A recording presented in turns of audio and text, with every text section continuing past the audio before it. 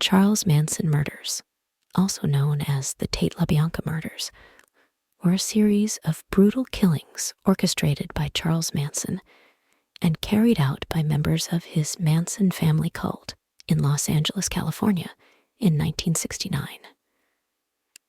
These murders shocked the world and became some of the most infamous crimes of the 20th century.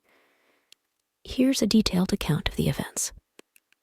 Background: Charles Manson was a charismatic but deeply troubled man who formed a quasi-communal cult known as the Manson family in the late 1960s. The group consisted mostly of young, disillusioned people, many of whom were women.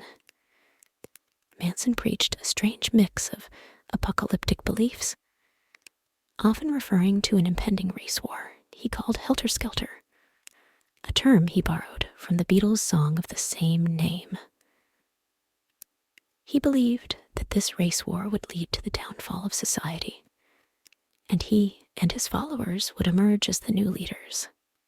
The murders won. The Tate murders, August 8th, 1969. On the night of August 8th, 1969, Manson instructed 4 of his followers, Charles Tex Watson, Susan Atkins, Patricia Krenwinkel, and Linda Kasabian, to go to the home of actress Sharon Tate, located at 10050 Kalo Drive in the Benedict Canyon area of Los Angeles. Sharon Tate, the wife of director Roman Polanski, was 8 months pregnant at the time. Manson ordered his followers to kill everyone in the house as brutally as possible. He did not personally participate in the killings.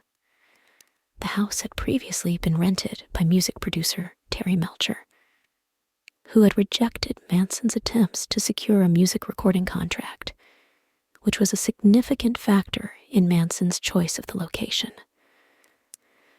Upon arriving at the property, the Manson family members encountered Stephen Parent, an 18-year-old visiting the caretaker. Watson shot Parent, killing him instantly. The group then entered the house and rounded up its occupants: Sharon Tate, Jay Sabring, a celebrity hairstylist, Abigail Folger, coffee heiress, and Wojciech Frykowski, Folger's boyfriend and a friend of Polanski. Over the next few minutes, Watson, Atkins, and Krenwinkel brutally murdered all 4 victims. Sebring was shot and stabbed. Frykowski was beaten, shot, and stabbed. Folger was stabbed repeatedly as she tried to escape, and Tate was stabbed 16 times while pleading for the life of her unborn child. The crime scene was horrifically bloody, with the word "pig" written in Tate's blood on the front door. 2. The LaBianca murders, August 9th, 1969. The following night, Manson, displeased with the chaotic nature of the previous night's murders, decided to lead a second attack himself. He drove with a group of followers, including Watson, Krenwinkel, Leslie Van Houten, and others, to the home of Leno and Rosemary LaBianca in the Los Feliz neighborhood of Los Angeles. Manson tied up the LaBiancas and reassured them that they would not be harmed. He then left the house, instructing his followers to kill the couple. Leno LaBianca, a wealthy supermarket executive, was stabbed multiple times, and a carving fork was left protruding from his abdomen.